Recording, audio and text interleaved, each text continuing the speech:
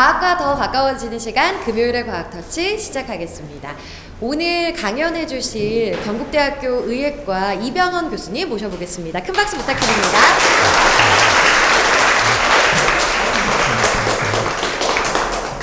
네, 교수님 오늘 어떤 강연 해주실지 우리 오신 분들한테 간단하게 소개 먼저 해주실까요? 네, 네 오늘은 제가 말씀드릴 것은 지금 종양의 특징 그리고 또 종양 가소성이라는 것이 뭔지 또 그걸 이용해서 요즘 항암제나 또 암의 진단 같은 것이 어떻게 진행되는지 그런 소개를 드리려고 합니다.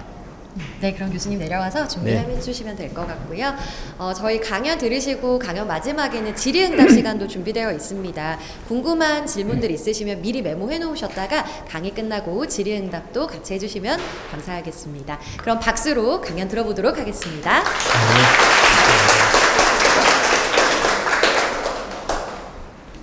예, 이렇게 더운 여름날 저녁에 이게 피곤하실 텐데 이런 강연을 들으러 와주신 학생 여러분들 또 우리 여러 사회에 계시는 분들 굉장히 감사드립니다. 저도 사실은 저희 대학생들 또는 대학원생들 상대로 주로 강의를 하고 이렇게 중고등학교 학생이나 또 일반인을 대상으로 강의해 보는 것은 처음이어서 좀 준비를 하다 보니까 훨씬 어려웠습니다. 이게 표현을 어떻게 해야 될지. 그래서 대부분 사실 저희 강의할 때 슬라이드가 이 영어로 적혀 있는데요. 그것을 그래서 가능하면 한글로 좀 많이 바꾸려고 했고, 혹시 슬라이드 중에 영어로 빡빡하게 적혀 있는 게 있으면 그냥 그 내용은 너무 개념치 마시고 제가 그냥 말하고자 하는 그 취지만 이해해 주시면 될 것 같습니다. 그래서 이제 제목은 주제가 이제 종양 가소성의 세계라는 것인데요. 이제 가소성 이게 아마 조금 생소할 수도 있고 할 것 같습니다. 이제 이따가 소개를 드리고요. 저는 이제 사실은 아마 지금까지 온 여기 연사로 오신 분들 중에 가장 가까이서 근무하는 그런 사람인 것 같습니다. 여기서 걸어서 5분이면 되죠. 여기 큰 길 건너편에 있는 경북대학교 의과대학의 생화학 세포생물학 교실에 근무하고 있습니다. 이제 요게 이제 저희 요거는 이제 행정 주로 하는 건물이긴 한데요. 이 건물이 이게 지금 90년 넘은 겁니다. 1933년에 지어진 건물입니다. 자, 그래서 순서는 먼저 암에 대해서 간략하게 특징을 소개해드리고 또 종양 미세 환경, 종양 이야기 하는데 또 이런 환경에 대한 그런 또 소개를 드릴 거고요. 그 다음에 종양 가소성의 세계에 대해서도 소개를 드리겠습니다. 그래서 1번과 2번을 기반으로 해서 이제 항암제가 현재 어떤 것이 있고 또 앞으로는 어떤 것이 개발될 것 같다라는 전망과 마지막으로는 요즘을 이제 정밀의학의 시대라고 하는데 항암 분야에서도 정밀의학이 어떻게 진행되는지 소개를 드리는 그런 시간이 되겠습니다. 먼저 암이라는 말을 한번 생각해 보면요. 암을 좋아하실 분 아무도 없을 겁니다. 우리 살다가 병원에 간데 당신은 지금 암에 걸렸습니다 하면 눈앞이 캄캄해질 것 같습니다. 저도 그렇고 모든 사람이 다 그렇겠죠. 암이라는 이 단어는 영어로는 암을 캔서라고 하는데 기원전 400년경 그러니까 지금부터 2500년 전이죠. 그리스의 유명한 의사 히포크라테스 의학의 신 아버지라고 불려지는 히포크라테스가 그 당시에도 보면 이 유방암 환자의 그 유방암을 이렇게 만져보면 이게 몽우리가 깨 껍질처럼 딱딱하게 느껴지고 또 핏줄 같은 것들이 이렇게 굵어지면 그게 마치 깨의 다리처럼 보기 싫게 피부 이제 보이는 거죠, 피부에. 그래서 모습이 깨 같다고 해서 깨를 뜻하는 그리스어인 칼시노스라고 이름을 붙였습니다. 이게 칼시노스가 이제 라틴어로 가서는 칼시노스와는 조금 다른 철자로 바뀌었고 그게 결국 영어로는 캔서가로 왔습니다. 그래서 지금 오늘날 캔서라고 하는 거는 이 칼시노스에서 유래를 했고요. 그 다음 중국에서도 고대 중국에서도 이제 그 당시 의사분들이 유방암 환자의 유방을 촉진해 보면 이 조직이 바위와 같이 딱딱하다는 의미에서 이제 병들어 지내력, 이제 병을 뜻하는 요 부수 아래쪽에다가 바위 암자를 넣었습니다. 그래서 이제 지금 우리가 이걸 암이라고 이름을 하고 있습니다.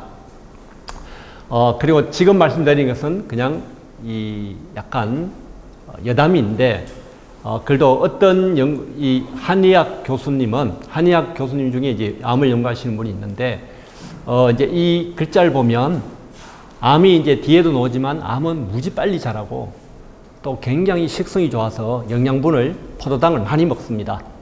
그래서 즉 입이 3개나 있어가지고 산만큼 먹는다고 해서 암의 의미가 있다. 그런 식으로 이제 하는데, 그것은 진짜 의미는 아니지만 실제 암의 특성을 있다가 보시면 정말 얘들이 입이 3개 있고 산처럼 먹는구나, 그런 거를 느낄 수는 있습니다. 그런데 이제 암이라는 표현도 있지만 또 흔히 종양이라는 말도 쓰고 있죠. 종양은 그 양성 종양과 악성 종양을 합쳐서 우리가 종양이라고 합니다. 그 중에서 악성 종양을 암이라고 합니다. 자, 그러면 혹시 여러분 중에 양성과 악성의 차이점이 어떤 것일지 아시는 분 계실까요? 양성과 악성을 구분짓는 가장 큰 특징이 뭘까요? 해가 되면 안 되면 안 됩니다. 어디, 해? 그러니까는 양성 종양 같은 경우에는 네. 증식도 빨리 안 되고 그냥 다른 병들이 없는데 악성 같은 경우는 증식을 하고 자꾸 커지니까 그런 차이 아닐까요? 네. 사실 한 80% 정도는 맞다고 볼 수 있습니다. 이제 악성이 양성보다 빨리 커지는 건 맞거든요. 그런데 양성 중에 우리가 흔히 물혹이라고 해서 큰 혹도 있죠. 그렇지만 그 양성이고, 우리 전래동화에 나온 혹부리 영감의 혹은 무지 큽니다. 그렇지만 그분 그 혹을 갖고 평생 동안 살고 계시죠. 그래서 그 악성은 커지는 게 빨리 커질 뿐만 아니라 결국 주변 조직으로 침투를 합니다. 이렇게 막 파고 들어가서, 그리고 심지어 결국 혈관으로까지 들어가서 다른 곳으로 전이를 가는, 그것을 이제 악성이라고 하고요. 양성은 뭐 빨리 크든 천천히 가든 크든 그 자리에만 있는 것입니다. 그래서 그렇게 위협적이지 않습니다. 거기에만 있기 때문에. 물론 이것도 너무 커지면 그 장기 전체의 기능에 방해를 주겠지만, 그래서 이제 양성 악성을 우리가 구분 지을 때 결국 주변의 조직으로 침투에 들어가는 것, 그래서 심지어 혈관으로 침투하는 경우는 전이도 일어나는, 이제 그것을 우리가 이제 악성이라고 하고요. 자, 이 그림은 이제 상당히 좀 복잡해 보이긴 하는데, 사실은 이 그림에 이제 제가 영어에 있는 글을 좀 우리말로 옮겨서 덮어 썼지만, 이 지금 원래 영어 원문 그대로의 이 암의 열 몇 가지 이 특징은 암 분야에 공부하는 대학원생쯤 되면 이렇게 잘 이해돼야 되는, 암 분야에서는 거의 뭐 바이블과 같은 내용입니다. 인데요. 자, 아무튼 여기에 이제 암의 특징을 잘 나타내 줬는데, 한번 제가 여러분께 암을 자동차에 비교를 한번 해서 해보면 상당히 괴물 자동차라는 걸 알 수가 있습니다. 암의 여러 가지 특징 중에 첫 번째는 이 자동차는 계속 가속 페달이 밟혀집니다. 즉, 자발적으로 이 세포가 정식하는 신호를 가지고 있습니다. 보통 정상세포는 정식을 하는 신호가 외부에서 왔을 때만 정식해서 세포가 하나가 2개 되고, 정식 신호가 없으면 안 자라거든요. 그런데 암은 그냥 셀프 신호를 가지고 계속 정식할 수 있는 거고요. 한편으로는 또 브레이크는 고장 났습니다. 그래서 원래 정상적으로는 세포가 정식을 하면 브레이크가 작동하거든요. 그래서 우리가 상처가 나면 좀 떨어져 나갔죠, 조직이. 떨어져 나갔지만 그러면 어떻나요? 한 일주일 정도 지나면 양쪽에서 살이 차올라 옵니다. 그렇죠. 그 다음에 다 아물면 그만 정식하죠. 그런데 암은 한번 정식에 스위치가 켜지면 정지가 되지 않고 계속 커지는 거예요. 그래서 결국 덩어리가 되어버린 겁니다. 그래서 어떤 표현에 의하면 암은 멈추지 않는 상처 치유라고 이야기합니다. 상처 치유인데 멈추지 않을 경우 결국 그것이 암인 거죠. 그 다음에 암이란 것의 특징은 자동차인데 경찰의 단속을 아주 잘 피합니다. 여기서 이제 경찰의 단속이라는 것은 우리 몸의 면역 시스템을 의미하고 있습니다. 그래서 사실은 면역이 있기 때문에 암세포가 생기면 면역세포가 암세포를 죽여줘야 되죠. 그런데 이렇게 요리조리 피해 다녀서 이 암세포가 상당히 커질 때까지 면역세포들이 놓치게 되는 그런 성질을 갖고 있고요. 그 다음 이 암이라는 자동차는 엔진이 엄청 튼튼합니다. 끝없이 달릴 수 있는 그런 엔진을 갖고 있습니다. 그래서 불멸의 정식 기능을 가지고 있고요. 그 다음 또 암세포의 특징은 이 자동차는 모양 바꾸기를 잘합니다. 자, 이게 이제 가소스이라는 표현이 뒤에도 이제 여기서도 나오는데요. 즉, 이 자동차가 뭐 예를 들어서 우리 뭐 표지판을 바꿔치기 하는 그런 범죄자들처럼 막 이렇게 색깔을 노란색 됐다, 파란색 됐다 하듯이 잘 바꾸면서 그 이유는 단속도 잘 피하고 자기가 잘 정식하고 전이 가려고 하는 겁니다. 그런 특징을 갖고 있고, 그 다음에 암이라는 자동차는 그 사용하고 있는 연료가 정상과 다릅니다. 이거는 좀 더 이제 정확하게 표현하면 대사 과정이 정상과 다릅니다. 그래서 어떤 대사가 다른지도 이제 잠깐 소개를 드리겠습니다. 그 다음 암이라는 자동차는 사고가 나도 안 부서집니다. 죽지가 않아요. 잘 죽지가 않습니다. 그래서 항암제를 써도 처음에는 죽는 듯 하다가 다시 살아남아서 재발하게 되는 그런 이제 특질을 가지고 있습니다. 그리고 이제 이게 악성 종양이라고 아까 소개했던 가장 큰 특징인데, 좀 이 자동차가 집과 학교 그 정도만 왔다 갔다 해주면 문제가 안 되겠는데, 이 자동차는 계속 멀리 가려고 합니다. 그래서 대구를 벗어나서 다른 도시로, 즉 전이를 가려고 하죠. 그게 이 괴물 자동차의 특징이고요. 그런데 이렇게 멀리 전이 가고 또 이렇게 덩치가 커지려면 그 안에 연료가 잘 공급돼야 되죠. 영양분이 공급돼야 되는데, 그걸 잘 하기 위한 시스템이 있습니다. 즉 혈관 신생이라고 해서 혈관이 잘 자라 들어갑니다.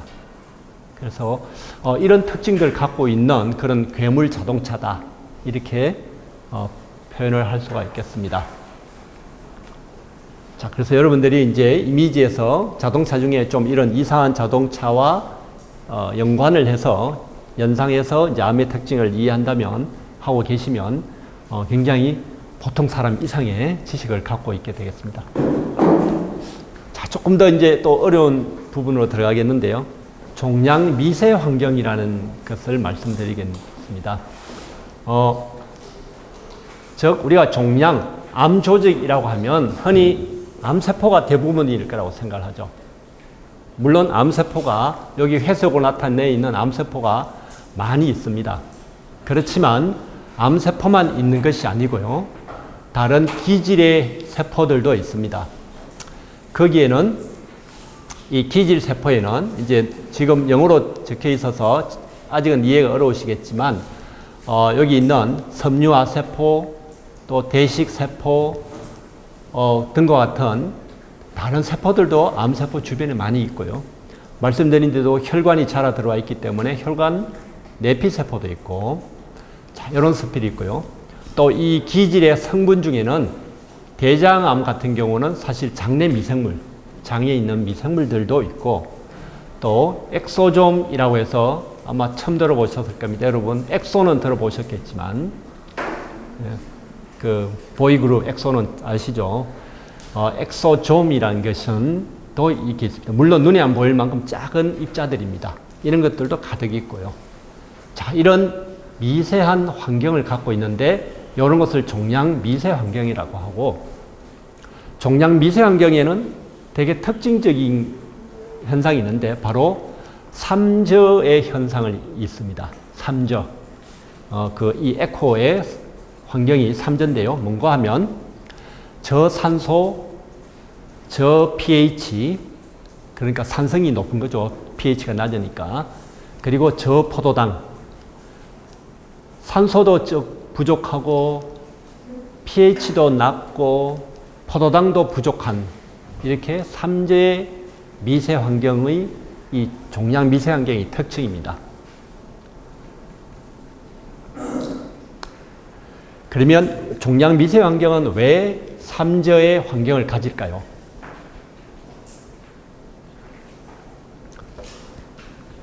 정상에 왼쪽에 보는 것이 우리가 흔히 보는 정상적인 조직에 있는 세포들입니다. 이렇게 세포들이 가지런히 자라고 있고요. 그래서 여기 있는 세포들은 산소가 있을 때는 이 글루코스라고 해서 포도당이죠. 포도당을 태워서 미토콘드리아에 가서 에너지를 만드는 그런 과정을 하고 있고요. 또 산소가 없을 때는 포도당을 미토콘드리아로 가지 않고 락테이트, 이것을 젖산이라고 합니다. 젖산으로 만드는 이런 과정을 하는데, 왼쪽에 있는 이 미토콘드리아로 가면 에너지가 많이 만들어지거든요. 이쪽으로 가면 얼마 안 만들어집니다. 이렇게. 따라서 정상적으로 당연히 이 과정을 훨씬 좋아합니다. 에너지가 많이 만들어지니까. 자, 그런데 종양이 되면 세포가 아주 무한정식을 한다고 했잖아요. 그래서 세포가 많아집니다. 수억 개의, 수십억 개의 세포가 되어가지고 큰 덩어리가 되죠. 그래서 종양이 되게 되는데, 튜머. 이 종양이 이렇게 커지고 하니까요. 어떻나요? 세포가 많죠. 그리고 이 종양은 식성이 좋습니다. 포도당을 아주 많이 섭취해가지고 자기가 에너지로 씁니다.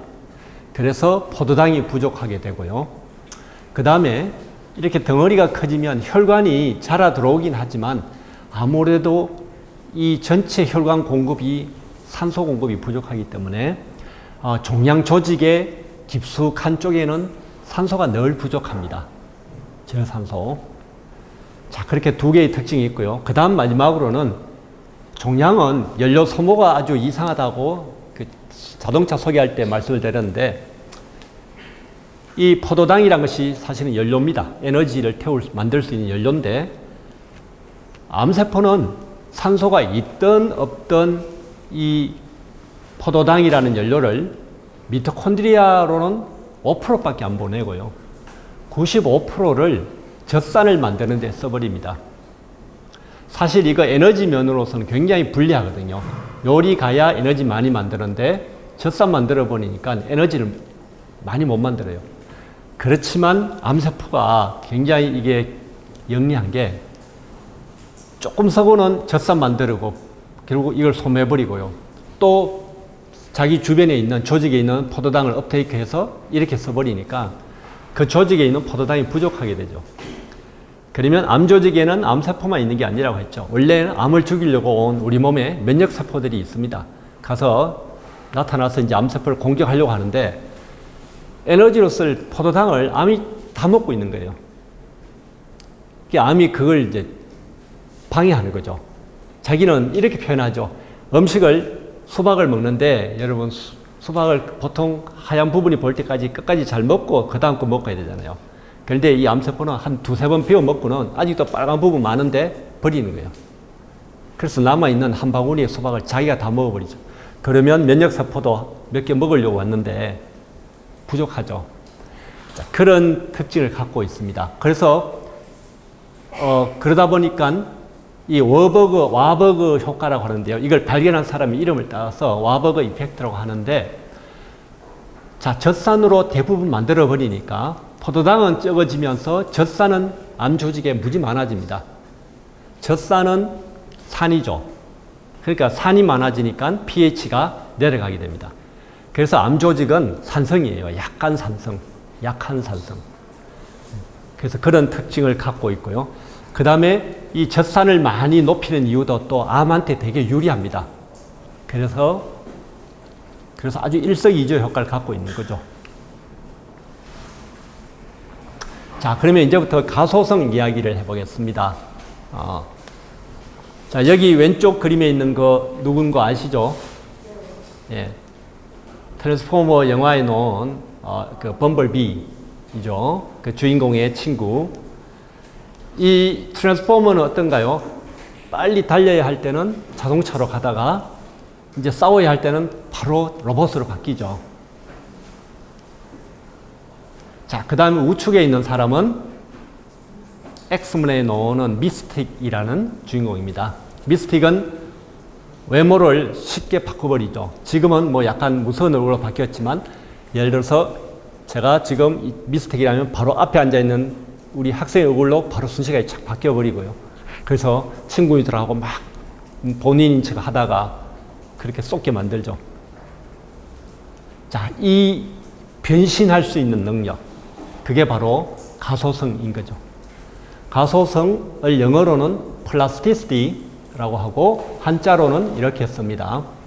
그래서 원래 우리가 가소성이라고 표현한다는 것은 흔히 진흙이나 플라스틱처럼 어떤 모양을 빚어서 모양을 만들기에 좋은 그런 물질의 성질을 가소성이라고 합니다. 그래서 가소성이 있다는 것은 진흙같이 찰흙같이 뭐 우리가 쪼물락쪼물락해서 모양을 만들 수 있는 것, 그게 가소성이 있다고 하고요.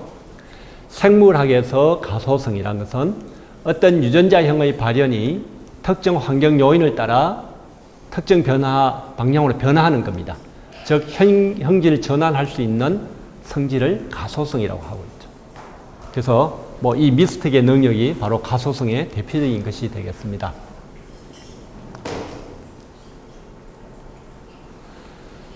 자, 그러면 종양 가소성, 이거는 이제 여러분 처음 들어보신 거고, 사실 여러분들이 종양 가소성이 뭔가 지금 약간의 개념을 가지신다면 여러분은 아주, 제가 볼 때는 여러분 첨단 화학을 아시게 된 거예요.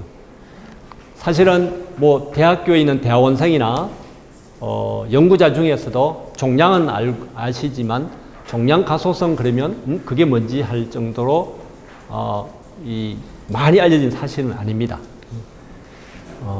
그래서 여러분 지금 첨단을 긋고 계시다는 이야기를 드리고 싶고, 종양 가소성의 대표적인 것은 첫 번째는 이제 기존에 조금 상대적으로 알려진 건데요. 암세포의 가소성입니다. 즉 암세포가, 보통 암세포는 상피세포라고 해서요, 이렇게 그 자리에 주로 있습니다. 그런데 암은 전이 잘 간다고 했잖아요. 전이 가려면 어떻게 되죠? 혈관이 있는 곳까지 움직여야 되죠. 이렇게 애벌레처럼 기어가서 움직여야 되는데, 그렇게 움직이려면 그런 모양을 중간엽 세포라고 합니다. 중간엽 세포가 되어야 잘 이동을 하거든요. 즉 상피세포였던 암이 중간엽 세포로 바뀌거나 또는 줄기세포 같은 성질로 바뀌는 그런 성질을 암세포의 가소성이라고 이야기합니다. 결국 사실은 이게 이제 전이에 굉장히 중요한 역할을 하고 있죠. 자, 그 다음에 2번, 3번은 진짜 더 첨단 지식이고요. 이제 저희들 이제 개인적으로 연구를 하고 있는 분야이기도 합니다. 자, 기질세포들의 가소성입니다. 기질세포에는 가장 대표적인 게 두 개가 있습니다. 여기 파이브로블라스트라고 적혔는데 섬유화세포 그리고 마크로파지, 즉 대식세포가 있는데요. 원래 종양 조직에 있는 이런 세포들이 종양이 자라 들어오면서 그 주변에 있게 되면 얘들이 좀 이상한 성질로 바뀝니다. 그래서 이름을 여기 카포니 템이라고 하는데, 이제 그거는 여러분 이해가 안 되시더라도 이게 하여튼 형질 전환이 일어난다는 사실이죠. 세 번째로는 이런 세포들뿐만 아니라 아까 말씀드렸던 대로 종양 조직 내에는 이런 젖산도 증가하고요, 또 엑소좀도 증가하고, 또 대장암 같은 경우는 장내 미생물도 불균형이 일어나고, 이런 주변 기질의 변화도 일어난다. 즉 형질 변화가 일어난다. 그래서 이런 것들 다 좀 포괄적으로 말해서 종양의 가소성이라고 이제 표현을 하고 있습니다. 자, 그래서 말씀드린 대로 상피 중간엽 세포의 형질 전환, 이게 왜 중요한 건가 하면 이게 암 전이의 필요 조건이기 때문에 그렇습니다. 즉 원래는 상피 세포의 암이 그 자리에서 이렇게 자라기만 하면 이거는 양성 종양이 될 수 있는데, 얘들이 어느 순간 중간엽 세포처럼 좀 모양이 바뀌어서요, 이거는 이동을 잘 해가지고 혈관까지 파고들어갑니다. 그래서 혈관을 따라서 쭉 멀리 가서 위장으로 가거나 간으로 가거나 폐로 가거나 또는 뼈로 가거나 이렇게 해서 전이를 일으키게 됩니다. 즉 중간염 세포가 상피 세포보다 이동성이 이제 더 좋기 때문에 그렇고요.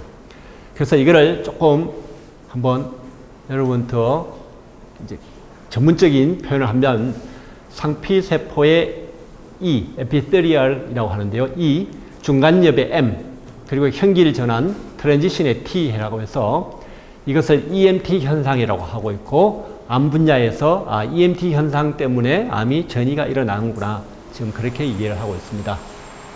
당연히 이 EMT를 막으려는 그런 치료를 지금 사람들이 연구를 많이 하고 있습니다. 자, 그 다음에 이제 가소성 세포 중에 주인공 중에 두 번째인데요.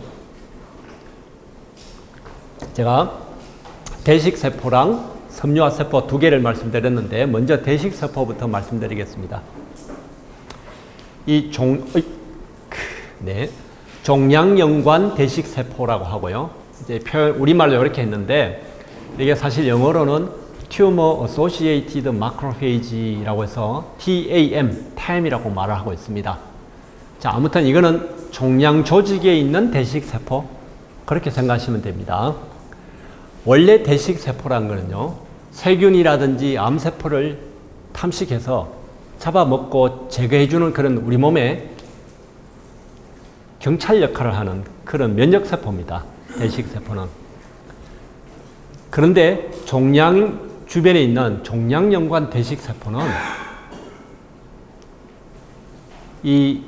여기 적혀 있는 것처럼 보시면요, 암을 잡아먹어서 제거하지 않고 오히려 암세포 성장을 도와주고 암전이 도와주고 EMT 잘 가게 하고 주변에 있는 면역세포, 다른 면역세포 억제하고 T세포를 굶게 하고 이런 등의 역할을 합니다. 한마디로 암을 더 잘 자라게 만들어버리죠. 그래서 여러분, 종양연관 대식세포는 부패경찰로 이해하시면 됩니다. 배드캅이죠.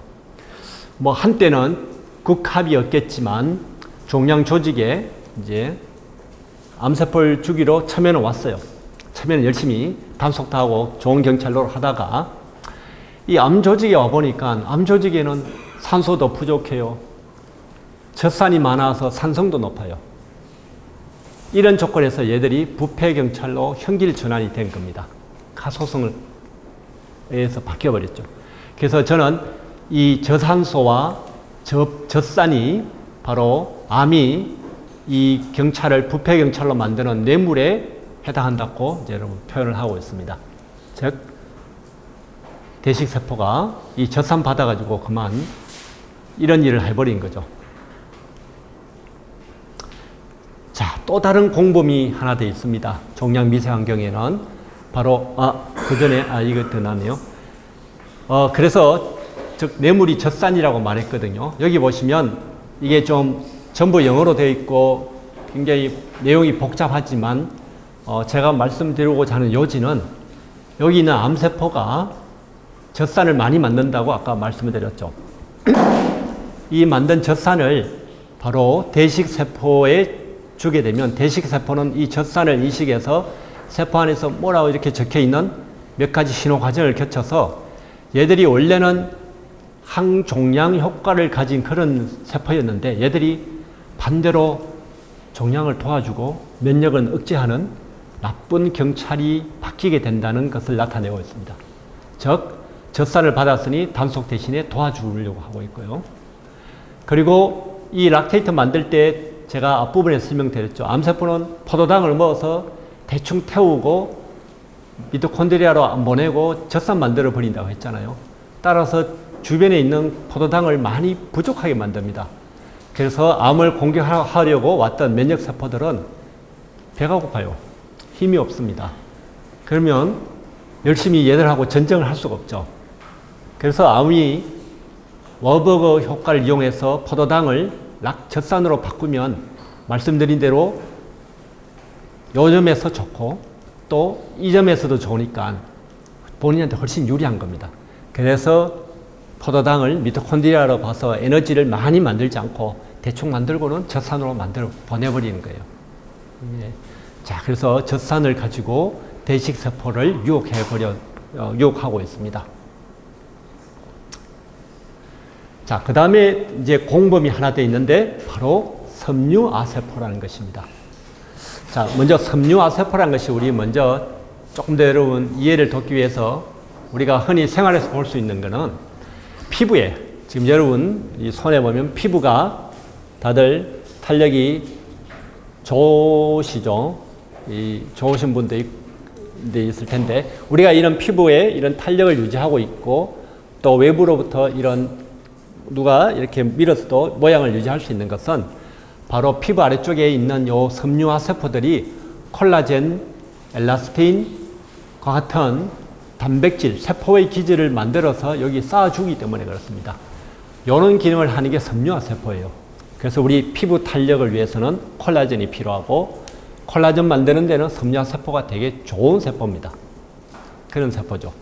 그런데 어떤 이유에서 이 정상적인 좋은 섬유화 세포가 여기 있는 대로 자극을 받은 섬유화 세포가 되면요, 좀 뭔가 모양도 바뀌고 단백질 발현도 달라졌는데 이런 세포가 되면 될 수가 있습니다. 그래서 암 조직에서도 이와 같은 현상이 벌어진다는 거죠. 즉, 암이 만들어지면 암이 뭔가 물질을 분비해서 주변에 있던 정상 섬유화 세포를 역시 유혹합니다. 그래서 형질 전환을 시켜버려요. 그것을 이제 종양연관 섬유화 세포라고 하고요. 그래서 이거를 이제 영어로는 약자로 CAF, CAF라고 하는데, 즉 정상이 CAF가 되어버립니다. 그러면 이 이상한 종양연관 섬유화 세포는 먼저 섬유화 세포니까요, 세포의 기질, 즉 콜라겐을 많이 만듭니다. 그래서 암 조직이 딱딱하게 만들어지죠. 이게 특히 문제가 되는 것이 췌장암 같은 경우는요, 췌장암은 굉장히 딱딱해지게 특징을 갖고 있는데, 그래서 항암제를 써도 약이 잘 침투를 못한다고 합니다. 이런 딱딱한 조직 때문에. 또 뿐만 아니라 이 카프가 암세포 성장을 도와주고 있고요, 면역 세포들은 억제합니다. 암세포하고 못 싸우게 하면 얘들이 중간에서 자꾸 방해해요. 그리고 암세포가 전이 잘 가도록 혈관도 신생해 줍니다. 그래서 암세포의 성장이나 전이를 도와주는 공범이 이제 섬유아세포가 되겠습니다. 네.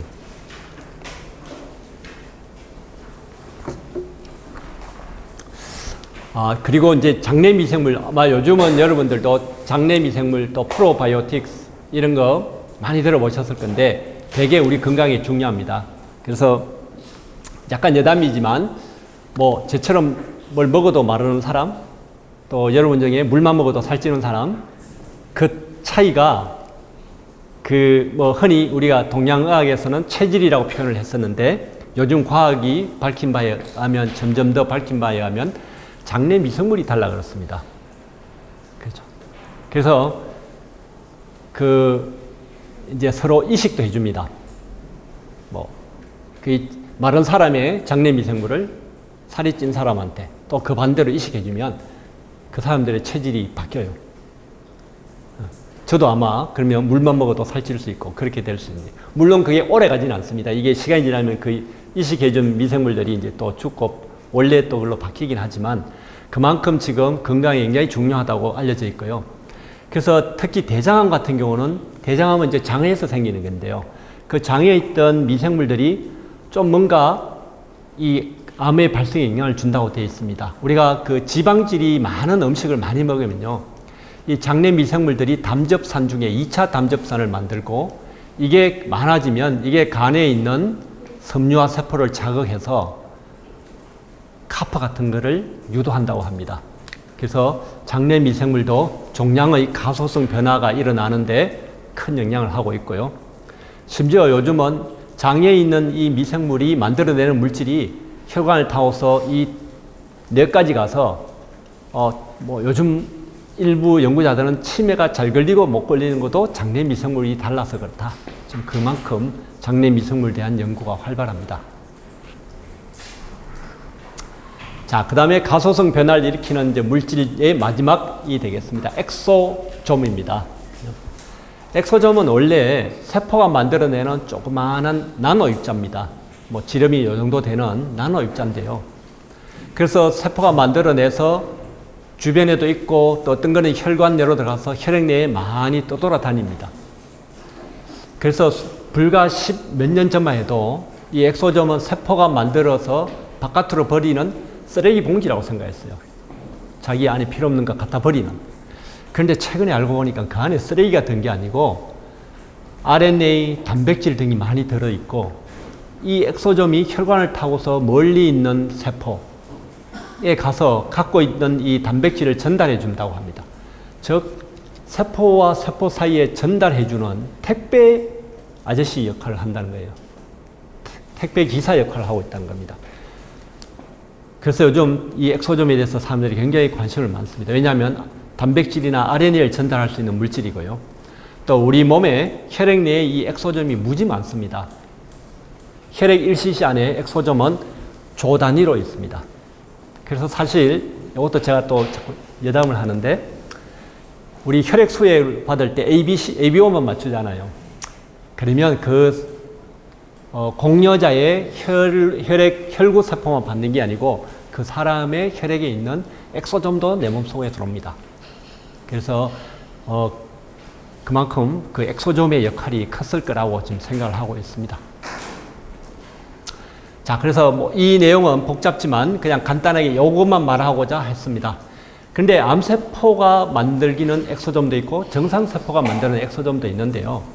이 암세포가 만드는 엑소좀은 이 암의 아주 공범입니다. 얘들도. 즉 EMT, 이제 여러분 EMT라고 제가 약자로 말해도 대충 뭔지 개념은 어렴풋이 아실 것 같은데 암세포가 EMT 잘 오게 해줍니다.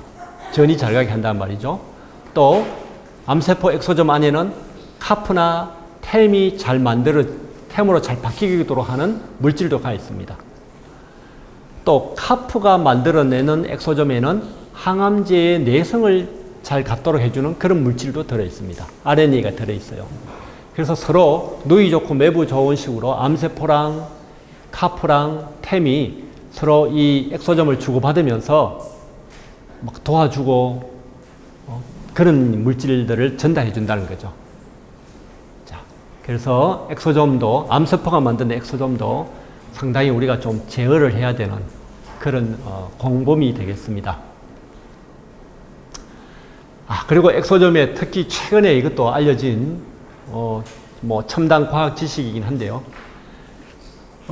엑소점이 암이 어디로 전이갈 곳을 정한다는 것까지도 지금 한다는 개념이 나오고 있습니다. 물론 완전히 모든 사람이 동의하지는 않지만 지금 그렇게 보고 있습니다. 즉 보통은요, 유방암은 주로 뼈나 폐 그리고 뇌로 전이를 잘 가거든요. 유방암이 다른 어떤 장기로 전이 가지는 또 않습니다. 그러니까 암마다 자기가 좋아하는 전이 가는 곳이 있거든요. 그래서 그거를 이제 이전까지는 그거는 암세포가 유방암세포가 폐에 그냥 전이를 잘 간다 이렇게 생각을 했는데 최근 연구에 들어가면 암세포가 폐로 전이 가기 전에 암세포가 만든 어떤 이 물질 바로 엑소점입니다. 이 엑소점이 사전 답사를 간다는 겁니다. 폐로 가서 여기에 암세포가 잘 전이 오도록 길도 닦아놓고 터도 이렇게 편편하게 만들어 놓으면 암세포가 이제 오는 거죠. 우리 사전 답사 가죠. 여러분 놀러 갈 때 MT 가기 전에 몇 명이 사전 답사 가서 다 알아보고 오듯이 엑소점이 그런 역할을 한다고 되어 있습니다. 그래서 엑소점이 폐로 미리 가서 사전 답사 못하게 하면 전이를 안 갈 거 아니겠는가. 좀 그렇게 생각을 해볼 수 있고 따라서 요걸 막으려는 연구도 많이 진행되고 있습니다. 자, 이렇게 해서 지금까지 암, 또 종양 미세 환경, 그리고 거기에서 일어나는 종양 가소성, 그런 거에 대한 이제 소개를 이제 들었고요. 이제 뭐 이런 개념이 제일 더 중요하고 뒷부분에는 이제 그냥 현재 실제 항암제에 어떤 것들이 있고 또 앞으로는 어떤 것들이 만들어질 것 같다, 개발될 것 같다. 그거를 이제 조금 소개하면서 하겠습니다. 현재 항암제를 나눈다면 1세대, 2세대, 3세대 이렇게 나눌 수가 있는데요. 1세대는 우리가 보통 아는 화학 항암제라고 해서 이 이제 암세포를 직접 공격해서 죽게 하는 그런 물질입니다. 여기에는 이제 좀 여러 가지 지금 알려진 그런 약물들, 그게 바로 1세대 항암제고요. 2세대는 표적 항암제라고 합니다. 즉, 요거는 암세포만을 좀 더 특징지어서 공격할 수 있는 능력이 있다고 해서 2세대이고요. 자, 3세대는 면역 항암제입니다. 우리 몸의 면역을 업시켜가지고 면역세포가 암세포를 죽게 만드는 것. 그래서 지금 항암제 분야도 1G, 2G, 3G 이렇게 있고요. 자, 이제 언젠가는 4G, 5G까지 개발되겠죠. 지금 우리가 휴대폰에 5G 세상을 살듯이 머지않은 이제 시대에 항암제의 5G가 올 것 같습니다. 자, 그래서 1세대 항암제를 보시면요. 얘는 이 암세포에 들어가서 죽게 하고 굉장히 강력합니다. 암세포를 다 죽게 해요.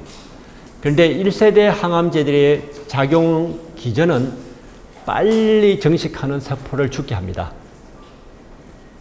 그런데 여러분, 우리 몸에서 빨리 정식하는 세포 혹시 암 말고 어떤 게 있을까요? 정상적으로도 아는 분? 우리 몸에 아주 빨리 정식하는 세포들. 네? 잘 안 들린대요. 머리카락. 예, 무지 빨리 자라는 세포 맞습니다. 머리카락. 맞습니다. 머리카락, 즉, 그 머리카락을 만드는 모발 세포가, 그렇죠. 맞습니다. 우리 저분 나중에 선물 드리세요. 네, 맞추셨습니다. 모발. 그래서 항암제 쓰고 나면 어떠세요? 머리카락 다 빠지죠.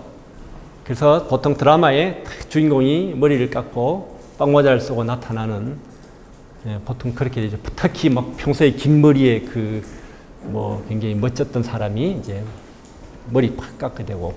자, 머리카락. 그리고 또 혹시 빨리 정식하는 세포 뭐가 있을지 아시나요? 네? 생식세포. 생식세포는 그렇게 빨리 자라지는 않습니다. 그건 아니고요. 네. 네. 예, 우리 몸 안에. 몸 속에. 예, 우리 몸에 정상적으로. 이제 그러니까 머리카락을 만드는 세포가 빨리 정식한다는 뜻이고요. 그것도 비슷하죠. 자, 혹시 여기 있는 이 그림을 보시면 조금 이게 지금 머리카락 빠지는 건 여기 나왔죠. 혹시 아시는 분이 없으실까요? 자, 바로 골수에 있는 세포들입니다. 조혈모 세포들. 우리 골수 세포 하겠죠. 조혈모 세포. 자, 우리 골수, 뼈 안에 골수에는 적혈구, 백혈구를 혈소판 만드는 세포들이 있는데요. 걔들은 매일매일 세포를 만드는 열일을 하고 있습니다. 그런데 항암제는 말씀드린 대로 빨리 정식하는 세포에 치명적이라고 했거든요. 그래서 적혈구가 많이 죽기니까 빈혈이 오고요. 백혈구도 많이 못 만들어지니까 백혈구하고 혈소판이 감소되어서 항암제를 맞게 되면 감염이 잘 일어납니다. 또 그 다음은 요거는 이제 요거까지는 여러분 잘 아시기는 어렵겠지만 장에 있는 상피세포, 장 안쪽을 덮고 있는 세포들도 매우 빨리 정식합니다. 그래서 사실 매일매일 떨어져 나가고 밑에서 새로운 게 자라나오고 하고 있거든요. 거기에 있는 세포들이 다 죽어서 떨어져 나가니까 설사가 잘 납니다. 이제 이런 것들이 이제 1세대 항암제의 부작용들이죠. 그래서 이걸 극복하고자 드디어 2세대가 나왔습니다. 표적 항암제죠. 자, 표적인 암세포만을 딱 정조준해서 딱 이렇게 쏘는 그런 스나이프와 같이 암세포만을 죽게 하자는 건데요. 암세포 특이적으로 물질을 표적하는 거죠. 그러려면 여기 표적이 있어야 됩니다. 암세포에만 있는. 정상세포에는 없어야 되겠죠. 그래야 오발이 나지 않습니다. 그래서 그런 지금까지 알려진 몇 개의 표적들이 있고요. 여러분 요즘 이 ALK라는 것도 폐암에 특히 잘 알려진 건데 폐암이지만 불행하게도 그래도 ALK라는 이 단백질에 이상이 있는 환자는 지금 이거를 표적으로 하는 항암제가 있기 때문에 상당히 불행 중 다행입니다. 되게 잘 됐습니다. 그런 식의 표적을 찾기 위한 연구를 많이 하고 있죠. 자, 표적 항암제 중에 유방암을 보면 대표적인 걸 볼까요? 유방암에는 그 에스트로겐, 즉 여성 호르몬이죠. 에스트로겐 수용체와 프로제스테론 수용체, 이 여성 호르몬의 수용체가 있는 암이 있습니다. 유방암 중에는. 그래서 이게 양성인 암 환자인 경우에는 타목시펜이라는 물질을 쓰면요. 이거는 여성 호르몬하고 유사하게 생겼지만 진짜가 아니기 때문에 이 호르몬 작용을 방해합니다. 그래서 결국 유방암의 치료 효과가 오는 거죠. 왜냐하면 유방암은 여성 호르몬이 유방에 있는 세포를 자꾸 자극해서 생긴 건데 그 자극 못하게 방해를 하니까 치료 효과가 오는 것입니다. 타목시펜 좋거든요. 그 다음에 또 한 가지 타입은 여기 있는 HER2라는 건데요. HER2 수용체가 정상에는 이렇게 조금밖에 없는데 어떤 유방암 환자 중에는 HER2 수용체가 많이 있습니다. 그래서 조직 검사를 해보니까 HER2 수용체가 많은 암 환자는 이 HER2를 억제하는 항체를 쓰게 되면 허셉틴이라는 건데요. 그러면 이 암이 굉장히 좋아지고 입니다. 그리고 이거는 표적에 대한 것이고요. 이 세포가 빨리 자란다고 죽게 하는 것은 아니기 때문에 이 유방암 치료제를 쓰는 경우 머리카락이 빠진다든지 아까 본 그런 부작용은 없습니다. 좋죠. 그런데 삼중엄성 유방암이라는 것이 있습니다. 세 개가 없다는 뜻이에요. 뭔가 하면 여성 호르몬 ER/PR 또 HER2 수용체 요 세 개가 다 없다고 해서 삼중엄성 유방암이라고 하는데 이거는 전체 유방암의 15% 정도밖에 안 됩니다. 다행히. 빈도는 높진 않아요. 그런데 이 삼중엄성 유방암이니까 표적이 없잖아요. 표적 치료제가 아직 없습니다. 그래서 삼중엄성 유방암 경우에는 기존의 1세대 항암 화학요법을 하게 되고 그러다 보니까 처음에는 조금 줄어들다가 애들이 결국 재발하게 되고 재발하면 더 이상 쓸 약도 잘 없는 그런 이제 경우가 생깁니다. 그래서 이게 굉장히 문제가 되어서 이런 삼중엄성 유방암 단체라는 것이 이제 미국에 있는 단체인데요. 이렇게 붉은 리본 3개를 이렇게 나타내고 있습니다. 원래 붉은 리본이 유방암 환자들의 환우 단체들이 이제 붉은 리본을 갖고 있습니다. 3개를 한 이유가 이런 뜻에 있습니다. 자, 그 다음에 표적 치료제의 대표적인 걸 말씀을 드렸고요. 자, 그 다음에 이제 3세대 면역 항암제를 한번 가볼까요? 3세대는 면역 항암제인데요. 아마 여기 학생분들은 모르겠고, 그래도 좀 여기 연세가 있으신 분들은 이 사람이 지미 카터가 누구신지 아마 아시는 분 계실 거예요. 이 지미 카터는 1970년대 중반에 미국의 대통령인 사람이었고, 우리나라에도 왔었습니다. 아마 기억하고, 저도 제가 그때 뭐 초등학생이었으니까 아는데, 근데 초등학생이 미국 대통령을 왜 기억하느냐? 이분이 대통령 되자마자 지금 트럼프랑 비슷한 소리 했어요. 주한미군 철수하겠다고 했거든요. 그 당시는 70년대에는 남한하고 북한이 지금보다 훨씬 더 대치하고 있는데 그때 주한미군 철수는 한국의 온 나라 사람들이 뭐 깜짝 놀랄, 화들짝 놀랄 큰 걱정거리를 이분이 했기 때문에 저도 기억합니다. 그래서 그때 초등학교 가면 선생님이 나쁜 대통령이다 하고 그래서 우리도 맞아요 선생님 하고 그랬는데 사실 이분이 대통령으로서는 그렇게 유명하고 성공적이지 못했는데요. 퇴임 후에 좋은 일을 되게 많이 했습니다. 그래서 집 지어주기 운동 이런 걸로 해서 유명하신 분인데 자, 2015년대에 이 지미 카터 전 미국 대통령이 악성 흑색종 말기에 걸렸습니다. 그래서 뇌로까지 전이가 갔고 그 뇌로까지 전이된 말기 악성 흑색종은 더 이상 치료할 약이 당시에는 이제 없었습니다. 보통 이제 포기거든요. 그런데 그 당시 막 개발된 약이 있었습니다. 여기 있는 펜브로리주맙이라는 약인데요. 이 약을 썼는데 이분은 정말 운 좋게 드라마틱하게 나왔습니다. 말기 악성흑색종이 완치가 되었어요. 그래서 그 당시 뭐 전 미국의 뉴스에 대서특필되고 너무나 유명해졌고요.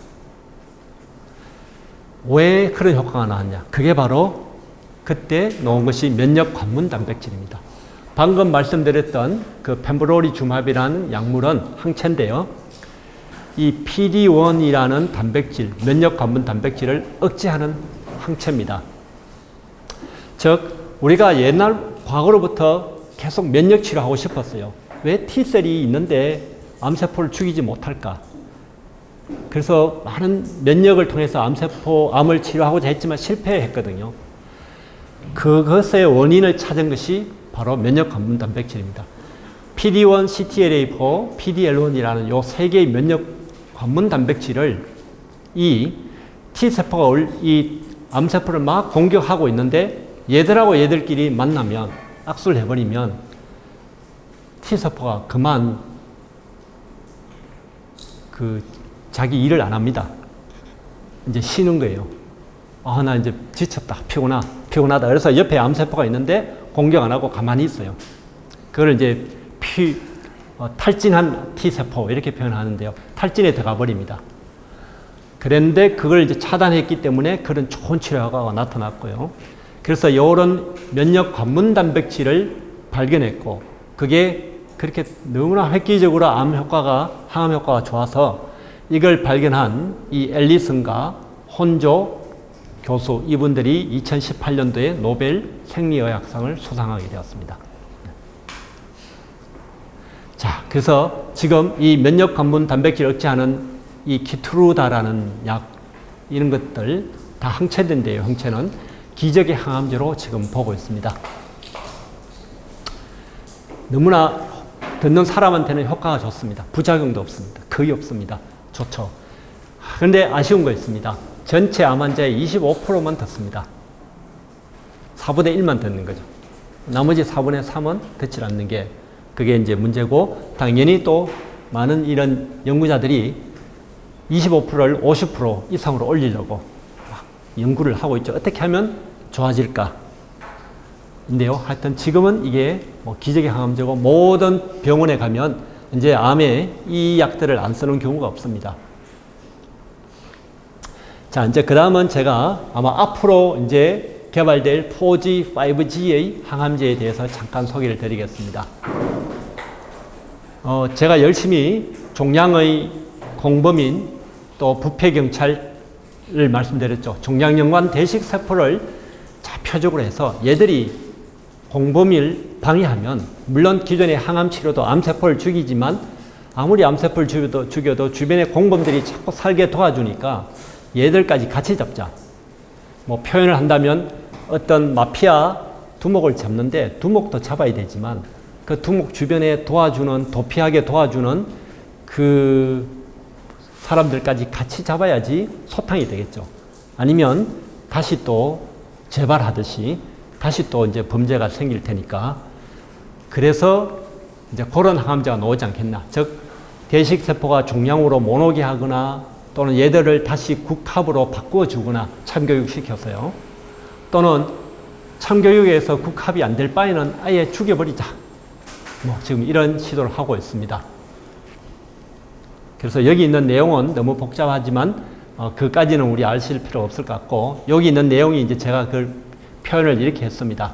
이렇게 해서 이걸 표적으로 하는 항암제가 열심히 개발되고 있고요.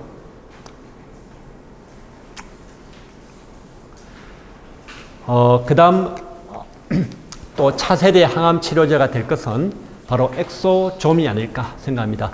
즉 엑소좀은 제가 그 안에 RNA나 단백질을 넣을 수 있고 뭔가 실어 놓아줄 수 있다고 했죠. 그래서 그런 나노 입자인데 이거는 우리가 만든 나노 입자보다 좋은 게 뭔가면 말씀드린 또 혈액내에 지금도 엑소좀은 많이 있습니다. 제 몸속에도 있고 여러분 누구나 즉 생체 친화적이라는 거죠. 그래서 이 엑소점은 그래도 우리가 바깥에서 만들어 놓은 그 어떤 인공적인 나노 입자보다는 우리 몸이 별 문제가 없을 거다. 따라서 이 안에 항암제만 잘 실어 넣어주면 좋지 않겠느냐. 그래서 이 엑소점을 이용해서 암을 이제 치료하려고 하고 있습니다. 그래서 아마 이런 엑소점을 이용한 치료제가 뭐 어쩌면 5G 그런 항암제가 되지 않을까 그렇게 생각을 하고 있습니다. 자, 이렇게 하고요. 자, 여기까지 이제 치료고 제가 그 내용상은 뭐 진단 부분 정밀의학도 했는데 좀 여러분들하고 천천히 진도를 나갔다 보니까 지금 거의 1시간이 다 된 것 같고 보통 이런 강연이든 수업이든 1시간 이상 하면 효율이 없습니다. 저도 어디 가서 강연 들을 때 한 50분까지는 열심히 집중해 보려고 하지만 그 이후로는 멍한 순간이 오기 때문에 그래서 오늘 그냥 한 2, 3분 짧게 말하고 자, 넘어가겠습니다. 마지막은 사실은 이제 지금 우리는 정밀의학의 시대에 살고 있다고 볼 것입니다. 그래서 정밀의학의 개념은요, 이런 겁니다. 지금은 과거에는 폐암 그러면 모든 폐암 환자에게는 똑같은 약을 썼습니다. 뭐 시스플라틴. 그죠? 어느 병원에 가든. 그런데 지금은 이제 그렇게 하지 않고요. 그 폐암 환자의 분자 생물학적 분석을 많이 해서 이 사람은 폐암이긴 하지만 노란색 암이고 이 사람은 초록색 암이고 이 사람은 파란색 암이다. 즉 분자적으로 분석을 해서 그러면 그거에 각각 가장 좋은 약을 찾아서 빨간색 암을 폐암은 빨간색 약을 쓰고 파란색 폐암에는 파란색 암을 쓰자. 즉 맞춤형으로 하자는 거. 그게 이제 정밀의학의 개념이고 지금 이렇게 쓰고 있습니다. 이미 현재 병원에서도 아까 말씀한 대로 암을 분석해서 이 사람은 허투 수용체가 있다? 그러면 허세핀 쓰고요. 또 3중원성 유방암이다. 그러면 이거 참 예후가 안 좋지만 그냥 항암제 쓰자. 이제 이런 식으로 맞춤 치료하는 것이 정밀의학이고 지금은 그런 시대에 도달했을 거고요. 이런 겁니다. 자, 그래서 뒤에 한 3장 정도는 이런 정밀의학이 가능하게 하는 여러 가지 진단들인데 조금 시간상 오늘 제가 스킵을 하도록 하겠습니다. 하고 마지막으로 이제 저희 종양 가소성 연구센터가 있고요. 저희 이제 로고인데 이제 이 로고 의미하는 것이 종양의 미세 환경 내에 이제 여기 암세포가 있고 그 주변에 공범들인 종양 연관 대식 세포가 서로 주고받고 있고요. 또 종양 연관 섬유화 세포도 뭔가 주고받으면서 이렇게 공범 역할을 하고 있고 또 어떤 암세포들은 상피 중간엽 현결 전환, 즉 EMT를 통해서 막 이렇게 잘 움직이는 세포가 되어가지고 전이도 하고 있다. 즉 현길 전환이 막 일어나고 있는 그런 것을 이제 나타내려고 하고 있는 것인 그림이고요. 요 그림은 저희 딸이 디자인, 뭐 애니메이션 이런 쪽 전공이어서 내가 이런 개념을 설명하고 이거를 좀 그려봐라 이렇게 해서 한 1시간 정도 해서 그렸던 겁니다. 예, 긴 시간 경청해 주셔서 감사드립니다. 질문 있으면 이렇게 해주시기 바랍니다. 수고하셨습니다. 교수님 그럼 마지막으로 네. 우리 학생 친구들도 많이 와 있잖아요. 우리 학생 친구들한테 좀 해주고 싶은 이야기 있으시면 한 말씀 부탁드리겠습니다. 예, 아마 제가 그 말은 아까 노벨상 관련돼서 했던 말하고 같을 것 같은데요. 뭐 꼭 과학뿐만 아니라 이제 여러분들 뭐 앞으로 장래 진로를 정할 때 내가 재밌다고 느끼는 거, 호기심 가는 것을 정하시고 또 그다음 그 분야의 진로를 택했으면 아주 재밌게 즉 열정을 갖고 그렇게 지내다 보면 여러분들의 그 꿈을 더 빨리 크게 실현할 수 있을 것 같습니다. 네, 오늘 흥미로운 강연과 또 따뜻한 조언까지 해주신 이병헌 교수님께 다시 한번 큰 박수 부탁드립니다.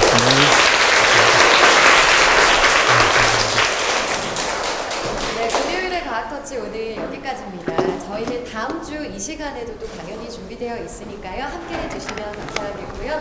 여러분 금요일의 과학과 더 가까워지시길 바라겠습니다. 금요일의 과학터치 모두 마치겠습니다. 고맙습니다.